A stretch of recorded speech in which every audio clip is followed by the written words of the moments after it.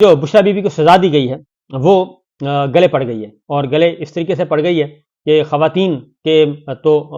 ان کو تو احساس ہوا ہی ہوا ہے خواتین کو، اور خاص طور پہ ایک ایسا ہتھیار دے دیا گیا کہ آپ تصور نہیں کر سکتے کہ جو خواتین جنہوں نے خلا لیا ہوا ہے یا جنہوں نے طلاق ہو گئی ہے یا سپریشن ہو گئی ہے، علیحدگی ہو گئی ہے، ان کے لیے زندگیاں کتنی اجیرن بنا دی گئی ہیں ان کے سابقہ شوہروں کے ہاتھوں، اس فیصلے کی بنیاد پہ ایک سیاسی انتقام لینے کی خاطر۔ علماء کرام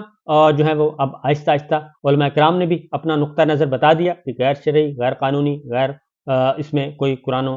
حدیث کے معاملے میں بالکل خیال نہیں رکھا گیا، اور یہ فیصلہ غیر اسلامی ہے،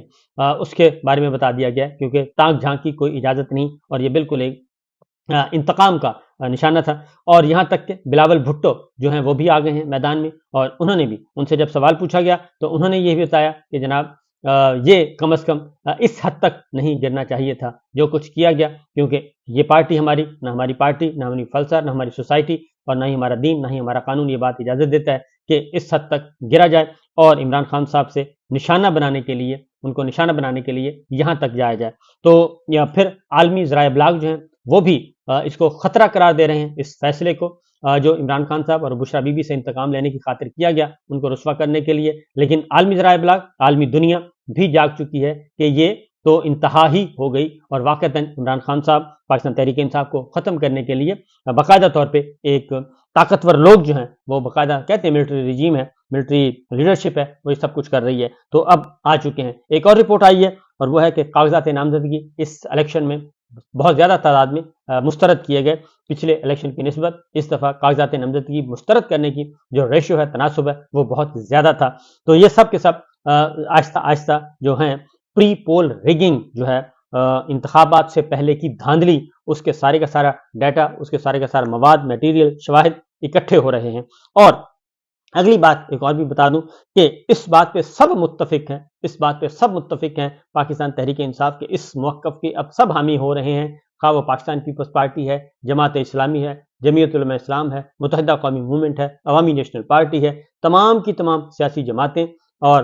جتنی بھی، وہ اس بات پہ متفق نظر آ رہی ہیں کہ الیکشن میں دھاندلی ہو رہی ہے، الیکشن میں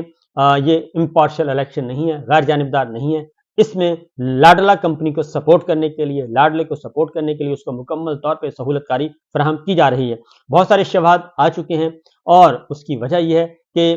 ان کے پاس ووٹ نہیں ہے، نوٹ ہیں، ووٹ نہیں ہے، نوٹ انہوں نے لٹا لٹا کر بھی دیکھ لیے، لیکن وہ نوٹوں کا بھی اثر کوئی نہیں آیا، ووٹ نہیں آ رہے۔ اب انہوں نے انڈیویجول ووٹ خریدنے شروع کر دیے ہیں، اور لوگوں کے آئی ڈی کارڈ جو ہیں وہ خرید رہے ہیں تاکہ ووٹ کاسٹ ہی نہ ہو، تو اس طرح کی بات بھی ہو رہی ہے۔ اور یہ آہستہ آہستہ دوسری جانب جو اصل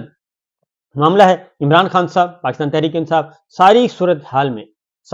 میں تنے تنہا الیکشن لڑ رہے ہیں، کوئی جیلوں میں ہے، کوئی روپوش ہے، کوئی قید خانے میں ہے، اور چھاپے مارے جا رہے ہیں۔ آج بھی گرفتاریاں ہوئی ہیں، ارشد منڈا کو تیسری مرتبہ گرفتار کر لیا گیا، رانا تنویر صاحب کے مقابلے میں شیخوپورہ سے، اور جہانگیر ترین صاحب کے مقابلے میں عفت سومرو جو ہیں لودھنا سے خاتون امیدوار، ان کو بھی گرفتار کر لیا گیا الیکشن کمپین کے دوران۔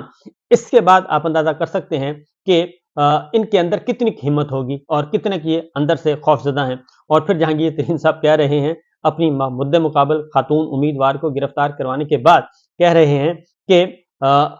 یہ الیکشن بھی ہم جیتیں گے، اور نواز شریف صاحب ہمارے لیڈر ہوں گے، اور ان کی قیادت میں ہم آگے بڑھیں گے۔ تو یہ ہے جناب جب مفادات کا سودا ہے، اس کے علاوہ اور کچھ نہیں ہے۔ اسد کیسر صاحب نے بھی یہ بات کر دی ہے کہ یہ جو کچھ ہو رہا ہے یہ لاڈلا کمپنی کے حکم پر اور ان کی ہدایات کے مطابق، اور سسٹم پہ ان کا کنٹرول ہے، حالانکہ وہ سسٹم سے باہر ہیں لیکن سسٹم پہ ان کا کنٹرول ہے، یہ ساری باتیں ہو رہی ہیں۔